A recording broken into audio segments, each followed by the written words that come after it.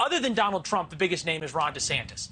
The Florida governor appears to want a draft DeSantis movement before he will get into the race, or really even do anything that looks like getting in the race. Current polling shows him as the only person with even a fighting chance to challenge Trump for the nomination. This is the Real Clear Politics average of national polls. Trump leads 44%, DeSantis 31%, the rest of the field at 25%.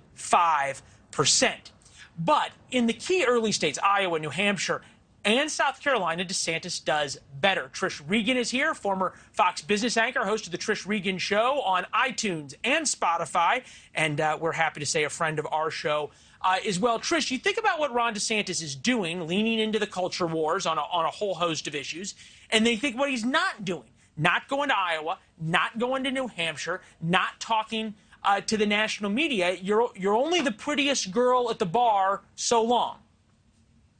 No, it's a good point. I mean, look, there's a lot that I think DeSantis could and should be doing right now. I mean, New Hampshire's a no-brainer. Iowa's a no-brainer. You need those states. Actually, could make some headway there if he gave them the time of day. But they're also the kind of states, and I come from New Hampshire, born and raised, where they want to see you.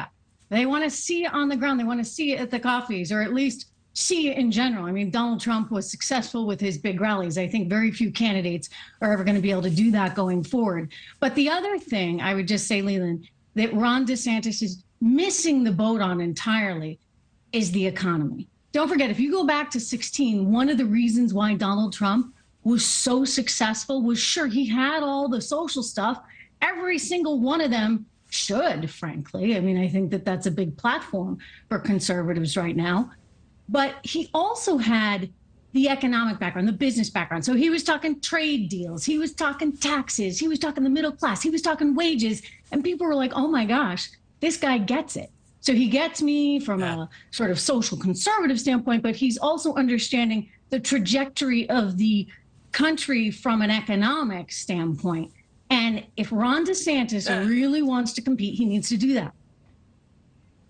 It's a great point, and it goes to that famous polling question, right? Cares about people like me is the question. And somehow Donald Trump, despite being a billionaire from New York, was able to convince middle-class and working-class voters in rural Pennsylvania and in New Hampshire and in West Virginia and in Michigan and in Ohio and in Wisconsin to a certain extent that he cared about people like them. Ron DeSantis, the big knock on him is that he's pretty cold. Retail politics isn't his thing. And you think about what he's talking about, immigration, critical race theory, COVID vaccines, and LGBTQIA rights in Disney. None of those go to the pocketbook issues that Donald Trump was able to talk about. Is that, you think, because is that a choice or sort of a tacit admission that he just doesn't have those retail politics skills that some place like New Hampshire needs to see?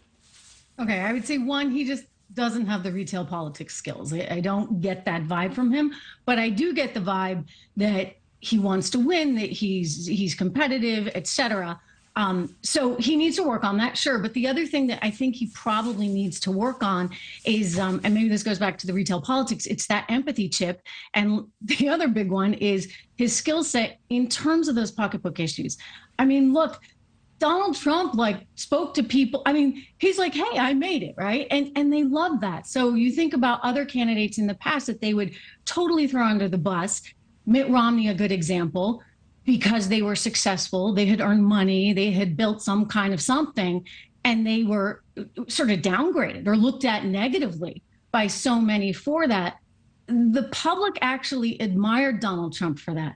So I think, Ron DeSantis, he's got a lot to run on. He's done a heck of a job in Florida. He can say, look, I kept this place open while everybody else shut down. I kept kids in school. I kept our economy going. But he's really got to tout that because, well, let's face it, it's not going to be easy. No, it is certainly not going to be easy. In terms of an uphill battle, and this is his moment, right? He sometimes when the bell rings, you actually have to answer it. You think about other folks who fell short in the presidential race, who were the odds-on favorite. We never had President Muskie, we never had Pete Wilson, we never had Rick Perry, Scott Walker, Paul Tsongas. Hillary Clinton in 2008. I mean, the list goes on of people who had this moment and then screwed it up. And I still can't figure out, maybe you can because you have a better intellectual and analytical mind than I do.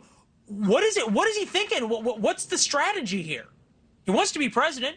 I think he doesn't know if he really has a shot, really, at this primary. I think that the feeling is all the oxygen is just going to get sucked out of the room if Donald Trump indeed, and he said he's running, is indeed running. And so Ron DeSantis has to play this very carefully, because think about it. If you're him, hey, he's young. You know, he can hang around for another 4 years. And he needs that base. He runs the risk of getting dragged through the mud by Donald Trump, alienating the base, and then not having a shot in another 4 years. So I imagine that's sort of playing out in his head. Thanks for watching. Go to newsnationnow.com to find News Nation on your television provider.